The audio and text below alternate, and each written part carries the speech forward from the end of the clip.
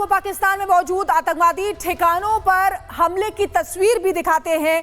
भारतीय सेना, लश्कर और जैश के आतंकी ठिकानों को कैसे उन्होंने बर्बाद किया है, इसकी सैटेलाइट तस्वीरें सामने आई है। ये देखिए, अटैक के बाद की ये तस्वीरें हैं जो आपको दिखा रहे हैं। पॉइंट 1 और पॉइंट 2 करके आपको बता रहे हैं कि ये वो जगह है जिनको ध्वस्त किया गया। तो ये सेना की तरफ से बताया गया, ये सैटेलाइट तस्वीरें सामने आई हैं जिसमें ये बताया जा रहा है कि आतंकियों के ठिकानों को कैसे बर्बाद किया गया है। ये देखिए, मुरीद के में हम दिखा रहे हैं आपको कि किस तरीके से ये जो एरिया है इसको बर्बाद किया गया है, ध्वस्त किया गया है। देखिए, गोल घेरे के जरिए आपको दिखा रहे हैं और ये लाइट भी आपको दिखा रहे हैं। ये सैटेलाइट तस्वीरें हैं जो अब सामने आई हैं जिसमें आप देख सकते हैं कि आतंकी ठिकानों को सेना की तरफ से ध्वस्त किया गया है और बिल्कुल उसी जगह पर निशाना साधा गया जहां पर ये आतंकी ठिकाने थे। और ये बार बार आपको और ये देखिए, ये पॉइंट 4 है, यहां पर ये भी जगह ध्वस्त की गई है। ये वाला जो जगह है ये हम आपको दिखा रहे हैं, ये पॉइंट 2 है जिसको ध्वस्त किया गया है। मुरीद के की ये तस्वीरें दिखा रहे हैं। 1 2 3 4 ये पॉइंट्स है जो हम आपको बता रहे हैं जिनको ध्वस्त करके, और ये लाइट के जरिए आपको बता रहे हैं मुरीद के में जैसे ध्वस्त किया गया है ये बता रहे हैं। और इधर आपको बता दें, बहावलपुर में जैश के मुख्यालय भी भारतीय सेना के मिसाइलों से ध्वस्त हो गया। यहां मसूद अजहर के भाई समेत कई बड़े आतंकी कमांडर ढेर हो गए। तो ये देखिए, दिखा रहे हैं बहावलपुर की तस्वीरें ये दिखा रहे हैं। और ये वो जगह है जहां पर अटैक किया गया था। ये देखिए, ये वो जगह है, गोल घेरे के जरिए आपको बता रहे हैं और यहां पर भी एरो के जरिए बता रहे हैं। और ये पॉइंट 3 ये है जिसको ध्वस्त किया गया था और ये पॉइंट 2 है। तो बार बार आपको ये तस्वीरें इसलिए दिखा रहे हैं क्योंकि सैटेलाइट इमेजेस जो बाहर आई हैं और इसमें आप देख सकते हैं मसूद अजहर के भाई वो ढेर हुआ और भी कई टॉप कमांडर जो यहां पर ढेर हुए थे। तो आपको बता दें कि मसूद अजहर का पूरा परिवार, लगभग 14 लोग इसमें ढेर हो गए थे, जिसमें मसूद अजहर का भाई वो भी था जो उस समय कंधार हाईजैकिंग में भी उस समय भी कल्प्रिट था और इसीलिए उसको भी ढेर किया गया। तो ये बड़ा टारगेट था जिसको चुना गया और उसको एकम्प्लिश किया गया। और ये सैटेलाइट तस्वीरों के जरिए आप देख सकते हैं, बहावलपुर की तस्वीर आपको दिखा रहे हैं, इसलिए दिखा रहे हैं क्योंकि लगातार जो एक्शन हुआ है उसकी सबूत सामने आए हैं जो यहां पर दिखा रहे हैं। देखिए, आफ्टर अटैक की तस्वीरें हैं ये पहले अटैक से पहले और अब ये आफ्टर अटैक। और शिखा आपको तस्वीर दिखा रही थी कि किस किस जगह पर भारतीय सेना ने पाकिस्तान को नुकसान पहुंचाया है। सबसे बड़ी टीम ग्राउंड जीरो पर हमारी मौजूद है। जतिन, सुमित, वैभव जैसलमेर से हैं, जतिन सुमित श्रीनगर से इस वक्त साथ में जुड़े हैं और जम्मू से सागर साथ में जुड़े हुए हैं। जतिन, सबसे पहले आपके पास आऊंगी। कल डीजीएमओ ने प्रेस कॉन्फ्रेंस करके एक बार फिर तमाम सबूत बता दिए हैं, लेकिन यह साफ कर दिया है कि जो लोग लाशें गिनाना चाहते हैं, ये चाहते हैं कि हम आतंकियों की संख्या बताएं, हमारा काम है हमले करना, लाशें गिनना नहीं। बिल्कुल, देखिए, और साफ तौर पर डीजीएमओ द्वारा बोला गया कि हमने सारे टारगेट अपने अचीव किए। वो टारगेट क्या थे? वो टारगेट थे आतंकी कैंप। और जिस तरीके से लगातार वो लिस्ट भी सामने आ रही है कि किन किन बड़े आतंकियों को मारा गया जो ना सिर्फ भारत के दुश्मन थे बल्कि विश्व स्तर पर भी जो अपने आतंकी वारदातों को अंजाम दे रहे थे। जो 5 टॉप आतंकी थे जिसमें 3 जैश-ए मोहम्मद के और 2 लश्कर-ए-तौयबा के। और प्रधानमंत्री नरेंद्र मोदी का भी कल स्टेटमेंट सामने आया था जिसमें उन्होंने बोला था बातचीत सिर्फ पीओके और आतंकवाद को लेकर होगी। तमाम जो आतंकी इस समय पाकिस्तान में मौजूद है वो भारत को सौंपे और उसके बाद हम सोचेंगे कि हमें बात करनी है नहीं। वो आतंकी कौन है जो अभी भी पाकिस्तान में? मसूद अजहर, जो कि जैश-ए मोहम्मद को लीड कर रहा है, वो अभी पाकिस्तान में है और पाकिस्तान की आर्मी ने ही उसको अपने सेफ हाउस में छुपाया हुआ है। हाफिज सईद, लश्कर-ए-तौयबा का चीफ, वो कहां पर है? कैंट इलाके में है और पाकिस्तान आईएसआई की संरक्षण में है। दाऊद इब्राहिम डी कंपनी, जो कि लगातार मुंबई आतंकी वारदातों में उसका बड़ा रोल रहा है, भारत में ड्रग्स स्मगलिंग से लेकर टेरर कैंप को फंडिंग करने का काम दाऊद इब्राहिम करता है, वो कहां पर है? वो पाकिस्तान आर्मी और आईएसआई के संरक्षण में है। बिल्कुल जतिन, बड़ी जानकारी आप दे रहे हैं, आपके पास वापस लौटेंगे। इसी बीच एक बड़ी खबर आ रही है, उसका रुख कर लेते हैं। पाकिस्तान के दिल पर हमला किया, यह भी भारतीय सेना की तरफ से बताया गया। वहां हमला किया जहां पाक को सबसे ज्यादा दर्द हुआ है। चकलाला, रफीकी, रहीम यार जैसे ठिकानों पर हमला किया है। मिलिट्री एयरबेस, कमांड सिस्टम पर भी हमला किया गया है। पाक के सभी बेसों को निशाना बनाने की क्षमता है, ये सेना की तरफ से बताया गया है। और एक और बड़ी जानकारी, कई पाकिस्तानी लड़ाकू विमानों को मार गिराया गया। सेना ने कहा है पाकिस्तान के कुछ हाईटेक विमानों को तबाह कर दिया गया है। हमलावर पाकिस्तानी जेट को खदेड़ा गया है। पाकिस्तान के कई फाइटर जेट्स को नुकसान पहुंचा है। और भारतीय सेना, हम बार बार कह रहे हैं, सबूत के साथ ये बात कर रही है। पाकिस्तान में जब प्रेस कॉन्फ्रेंस होती है सेना की ओर से एक भी सबूत पेश नहीं किया जाता है, लेकिन भारतीय सेना सबूत के साथ बात कर रही है कि बड़े फाइटर जेट्स को, हाईटेक फाइटर जेट्स को खदेड़ा गया है। सुमित चौधरी इस वक्त हमारे साथ जुड़े हुए हैं। सुमित, उन फाइटर जेट्स को जिनके दम पर पाकिस्तान उछलता था, जिनको लेकर पाकिस्तान भारत को गिद्दर भपकी देता था, उन फाइटर जेट्स को खदेड़ दिया गया है, उनको भी बड़ा नुकसान हुआ है, सेना का दावा है।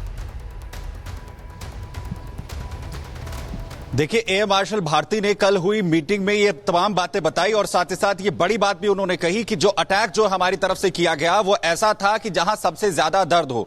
गुजरावाला, लाहौर का जो एयरबेस है, वहां पर सबसे बड़ा अटैक हुआ क्योंकि वहीं से सबसे ज्यादा ड्रोन्स जो हैं वो डिस्पैच किए गए थे भारत पर अटैक करने के लिए। इसके अलावा ये भी कि जो सैन्य ठिकाने हैं वो भी हमारे टारगेट पर थे और जब पाकिस्तान की तरफ से भारत को टारगेट करने की कोशिश हुई उसके बाद ही सेना की तरफ से एक्शन लिया गया हमारी। और दूसरी तरफ चाहे कराची पोर्ट हो, चाहे उनके एयरबेसेस हो, वो पूरी तरह से तबाह कर दिए गए और 9 एयरबेसेस की जो जानकारी है वो खुद यहां पर दी गई। और न सिर्फ 100 आतंकियों को ढेर किया गया, उनके जो ठिकाने हैं, जो लॉन्चिंग पैड हैं, उन्हें खत्म किया गया। इसके अलावा जो पाकिस्तान के कुछ सैनिक हैं उन्हें भी जो है वो टारगेट किया, उन्हें भी जो है इसमें मारा गया। तकरीबन 40 के करीब जो है पाकिस्तान के सैनिक इसमें जो है वो मारे गए हैं। बड़ी बात यह है कि उन टारगेट्स को जो है टारगेट किया गया था जहां से लगातार हमले हो रहे थे, इसकी भी जानकारी जो है वो एयर मार्शल की तरफ से दी गई। लेकिन यह पूरी तरीके से साफ है, जो कल मीटिंग हुई उसमें यह भी कहा गया कि अगर अब भी पाकिस्तान नहीं मानता है तो उस पर और भी बड़ा हमला जो है वो किया जाएगा, उतनी मजबूती के साथ जवाब दिया जाएगा। दरअसल आज 12 बजे तक का इंतजार हो रहा है जब डीजीएमओ लेवल की जो मीटिंग है, जिस बात का आप जिक्र कर रहे हैं, जतिन भी बता रहे हैं और भी सहयोगी हैं, उनके पास जाएंगे। अब वो सबूत हम दिखाने जा रहे हैं। भारतीय सेना ने जो सबूत दिखाए हैं, कल डीजीएमओ ने जो प्रेस कॉन्फ्रेंस की है, और ये पहली बार है जब सबूत बताए गए हो। आपको ये दिखा रहे हैं हम कि ये वो जगह है जहां पर हमले किए गए। नूर खान एयरबेस, जिसे पाकिस्तान की रीढ़ की हड्डी माना जाता है, वहां पर बाकायदा टारगेट करके पूरी तरह से नुकसान हुआ। पाकिस्तान यहां झूठ इसलिए नहीं बोल सकता है क्योंकि पाकिस्तान के लोगों ने ही वीडियो शूट करके सोशल मीडिया पर डाला है और ये बताया है कि नूर खान एयरबेस तबाह हो चुका है। ये नूर खान एयरबेस की तस्वीर आपको हम दिखा रहे हैं। यहां पर कुछ ट्रक्स खड़े हुए हैं, सैटेलाइट इमेज जो सामने आई है उसमें साफ दिख रहा है कि आसपास कुछ ट्रक्स खड़े हुए हैं और उसी के बाद इस जगह पर, यहीं पर नूर खान एयरबेस है। यहां पर धुआं है, आप तस्वीर जो देख रहे हैं बिल्कुल यहां पर भूरे रंग का आप धुआं उठता हुआ, काले रंग का धुआं उठता हुआ देख सकते हैं। इसी नूर खान एयरबेस को पूरी तरीके से भारतीय सेना ने तबाह कर दिया है और केवल नूर खान एयरबेस ही रही। अब सरगोदा एयरबेस की तस्वीर भी आपको दिखा रहे हैं। एक तरफ सरगोदा एयरबेस की तस्वीरें कुछ घंटे पहले की भी सामने आई थी कि कैसे पूरी तरह से सही था वो सरगोदा एयरबेस, लेकिन उसके बाद कुछ ही घंटों में सरगोदा एयरबेस को कैसे भारतीय सेना ने तबाह कर दिया है। ये जो लाल घेरे में तस्वीर आपको दिखा रही हूं, ये सरगोदा एयरबेस की तस्वीर है। शुरुआत में 4 से 5 एयरबेस को तबाह किया गया था, लेकिन धीरे धीरे होते होते उसके बाद में सरगोदा समेत 11 एयरबेस को तबाह कर दिया गया है। पूरी तरीके से सरगोदा एयरबेस तबाह हो गया है। देखने लायक ये जगह नहीं बची है। पहले की तस्वीरें सामने जो आई हैं उसमें आप देखेंगे कि ये सरगोदा एयरबेस पूरी तरीके से सही सलामत है, लेकिन जब भारतीय सेना हमले करती है तो खत्म हो जाता है ये। और अब ये गोलारी की तस्वीर आपको दिखा रही हूं। गोलारी में भी आप देख रहे हैं किस तरह से भारतीय सेना ने पाकिस्तान को नुकसान पहुंचाया है। ये भी बताया गया है कि ये पॉसिबल स्ट्रक्चरल डैमेज है।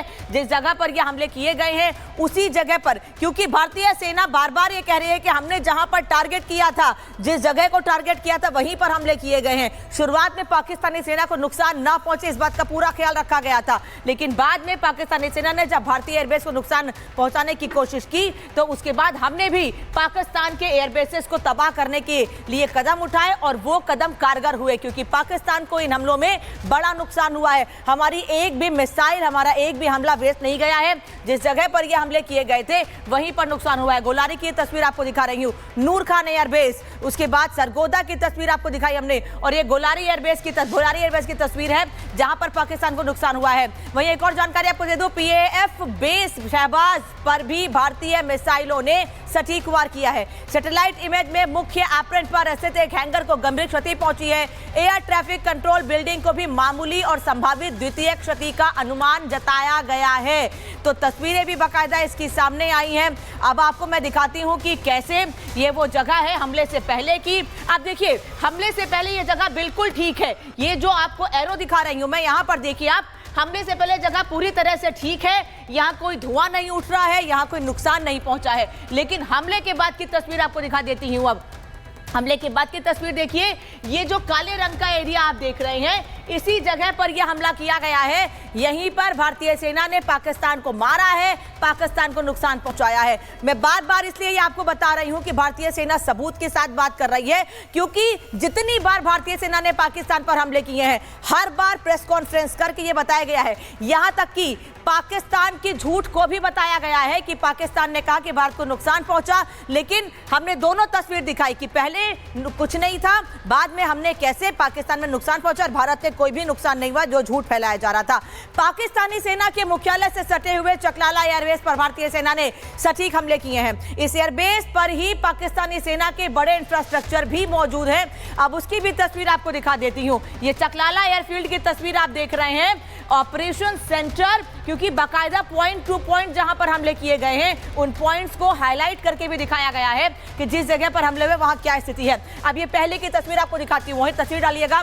पहले की तस्वीर आपको दिखाती हूं कि पहले यहां पर क्या स्थिति थी। ये ऑपरेशन सेंटर है, ये देखिए, ये पहले की तस्वीर है और उसके बाद में यहां पर आफ्टर यानी operation centre destroyed after attack ये लिखा हुआ है। ये भारतीय सेना ने हाईलाइट करके दिखाया है कि जब पहले जो स्थिति थी उस जगह की वो बिल्कुल ठीक थी, लेकिन बाद में कैसे नुकसान पहुंचा उस जगह को भारतीय सेना के अटैक के बाद पूरी तरह से वो एरिया डिस्ट्रॉय हो गया है, ये आपको बता रही हूं। जम्मू से सागर भी इस वक्त हमारे साथ जुड़े हुए हैं। सागर, कई जगहों पर कल भी एहतियातन ब्लैकआउट रखा गया था। जम्मू में क्या स्थिति है? अभी हालात सामान्य है क्या? कल भी वहां पर ब्लैकआउट था या ऑल ओके? देखिए बिल्कुल अनामिका, अगर हम बात करें तो बीच में 1 से 2 बार लाइट गई थी, लेकिन बहुत शॉर्ट पीरियड के लिए गई थी। लेकिन जम्मू की बात करें, अखनूर की बात करें, सांबा की बात करें, हर जगह हालात अभी सामान्य है।